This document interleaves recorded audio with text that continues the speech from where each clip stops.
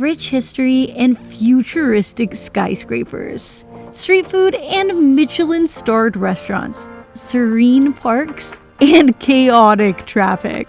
Ho Chi Minh City is like two cities in one. It even has two names, commonly referred to by its shorter former name, Saigon.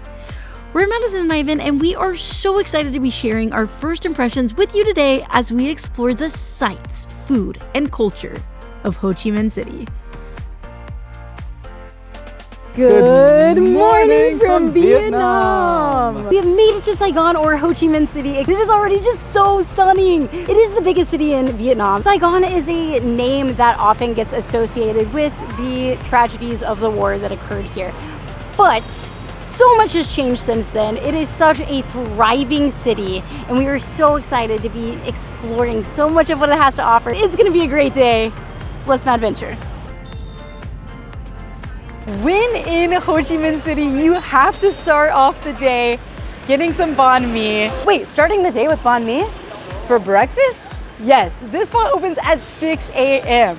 Banh mi is a breakfast food, it is a lunch food, it is a dinner food. You can have banh mi any time of day here in Vietnam. It's the perfect way to start the morning. And it is so crowded, so you know that it's gonna be good, and that was a perfectly acceptable time of day to be eating here.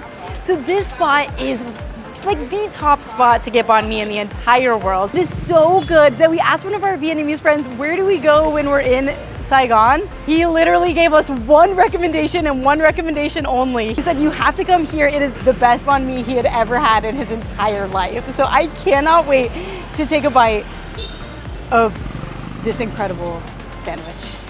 It's also the most expensive banh mi, but it's massive. Like, you have to share it. It's so big. Beautiful char on the outside. Everything here is homemade. Homemade pate, homemade pork floss, homemade lunch meat, homemade butter.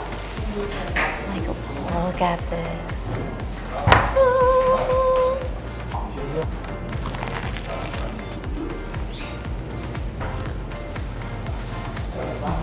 Amazing, delicious fresh bread with a perfect crunchy and soft texture. Then you get the pate and the butter, just giving it this absolute rich, fatty, savory deliciousness that's like absolutely unreal. One bite in, by far the best banh mi I've ever had. I like my banh mi fully loaded. Give you the veggies and extras on the side here so you can make it just the way you like.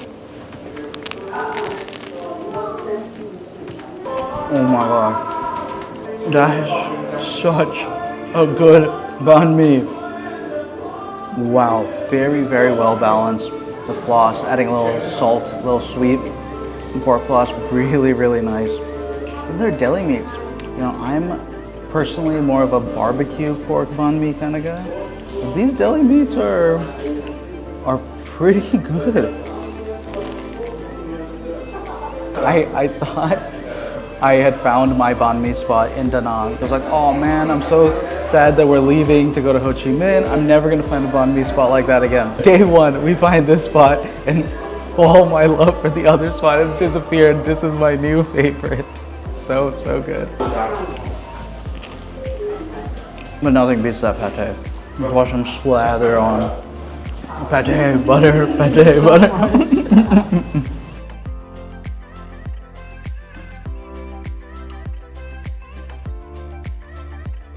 Mine's a little shorter there.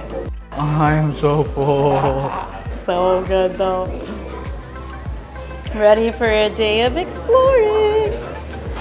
Just walking in the city is its own adventure. So many motorbikes transporting massive TVs, building supplies, families of 5, all darting every which way onto the sidewalks. Trying to navigate through the maze will get your heart pumping. That's so funny. That's so Vietnam. You just walk through this construction site in the chaos, and then boom, gorgeous, stunning, relaxing little park. This is incredible. We're just in this absolutely serene piece of Ho Chi Minh City right now, like the biggest city in Vietnam, one of the bigger cities in the entire world. And like, can you hear that? That sound of like nothing but nature. It's incredible. We're just in like the most serene, beautiful place, like with temples, with gorgeous paths and like beautiful gardens. Like, oh wow, this is amazing. Instantly your heart rate like slows and you just feel like so at peace.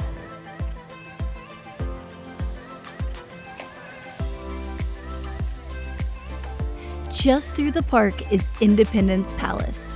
This place has seen so much history.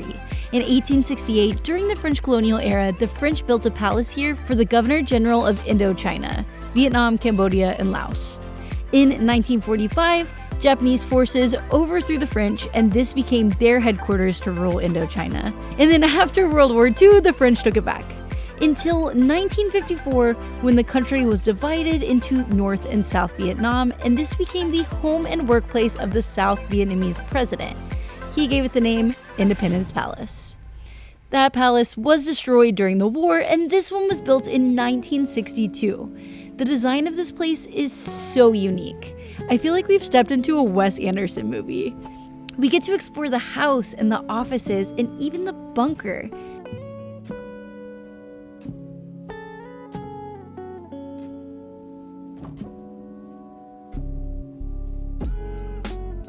This served as the home and workplace of the second president of South Vietnam until the war ended in 1975 with 2 tanks smashing through the palace gates. The next stop is the War Remnants Museum, a museum filled with artifacts and photography from what is known here as the American War. It's a heavy and impactful museum, providing a different perspective on the tragedies that occurred here.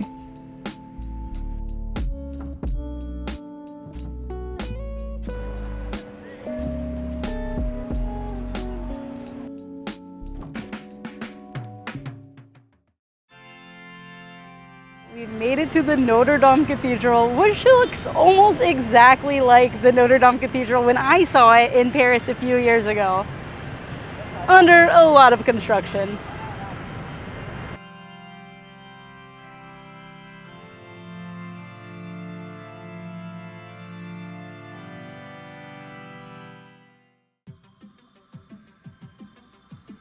And now we have made it to Book Street, an entire street just full of bookstores. It is so cool. It's exciting. Like, you don't really see something like that often these days, but I feel like reading physical media is making a comeback right now. It's also just really fun to see like a lot of the books you do recognize, like in Vietnamese. There's postcards for sale, which we might be getting because of the next stop.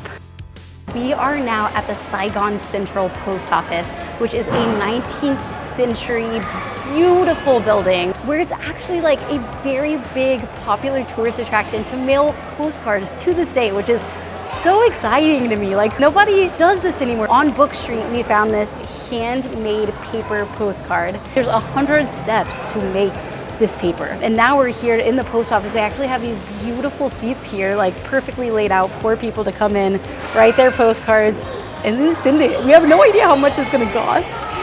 Everyone seems to be doing it, so it can't be that much. And how much do you think it costs to send a postcard to America? $3.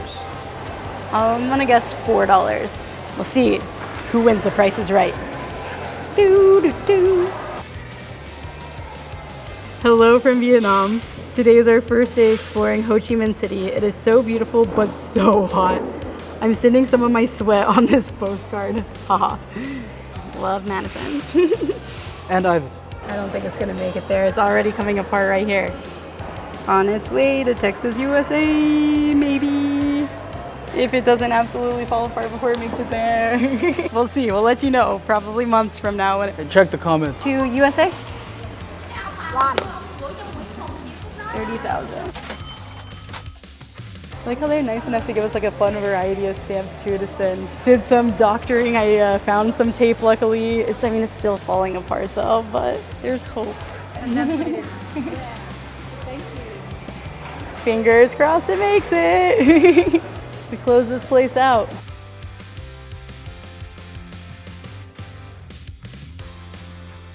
This is the Opera House. Do your best opera for us, kiddo.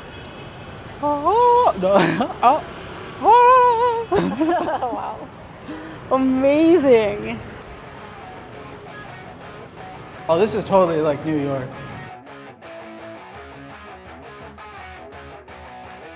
This is the riskiest thing I've done all day.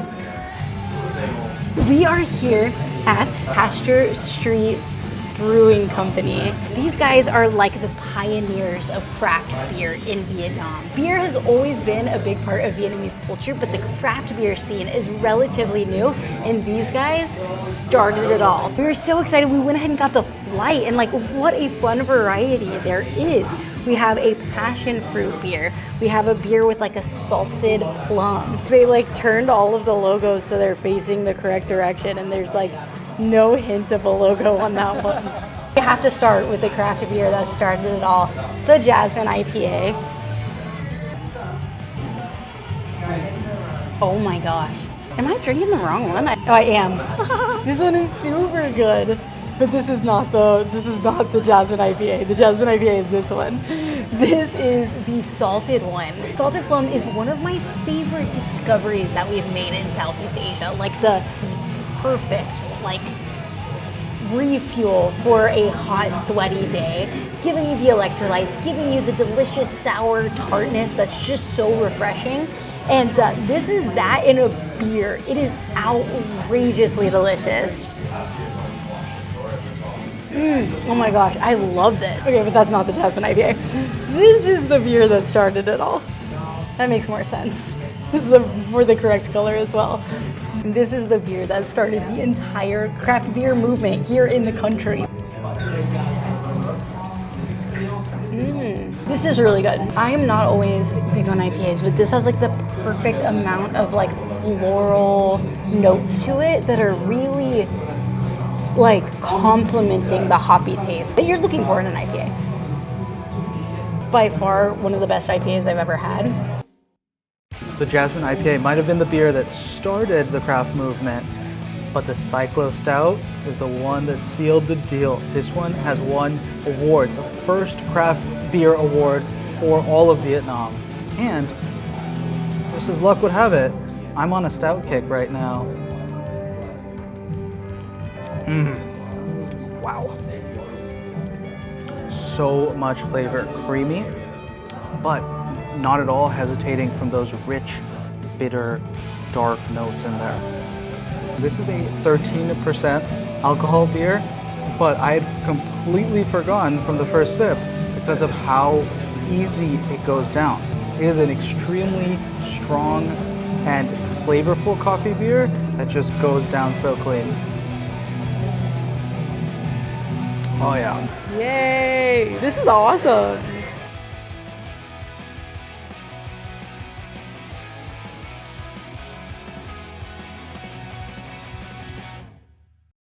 Oh, it has nutrition facts on it. It has protein, that's what's important. We just got a fried banana, and this place was actually on Vietnamese Shark Tank. They got an investment because they're that good, so that they could expand to more locations. So you know this is going to be amazing because sharks don't mess around with their investments. I used to work behind the scenes on Shark Tank, so I know this from experience. We have this fried banana. You can see these like beautiful sesame seeds here in it. We love black sesame in dessert. It's always such a like delicious, bitter flavor that it adds.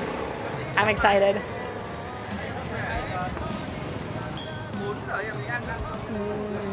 That's incredible. I've had fried bananas before, but this is like nothing else. It is so perfectly crispy.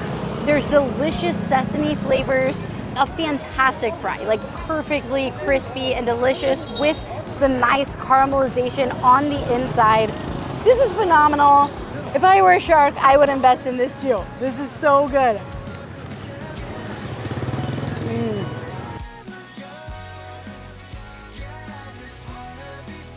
Our last stop is the Saigon Sky Deck on the 49th floor of this iconic building.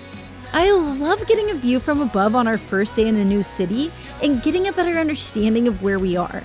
And Ho Chi Minh City is massive. We can see our Airbnb, we can see so many of the places we went today, and we can see so many spots that we have left to explore. We have loved getting a first taste of Ho Chi Minh City today. The food, incredible. The beer, amazing. And the people are so kind. And I know no one will believe me, but I actually think it's easier to cross the road here than in Da Nang. We are having the best time in this beautiful country and can't wait to share more. So please hit those subscribe and like buttons. Hitting 4,000 subscribers for my birthday this month would mean so much. Share this video with someone you think would enjoy it, and we'll see you on the next one.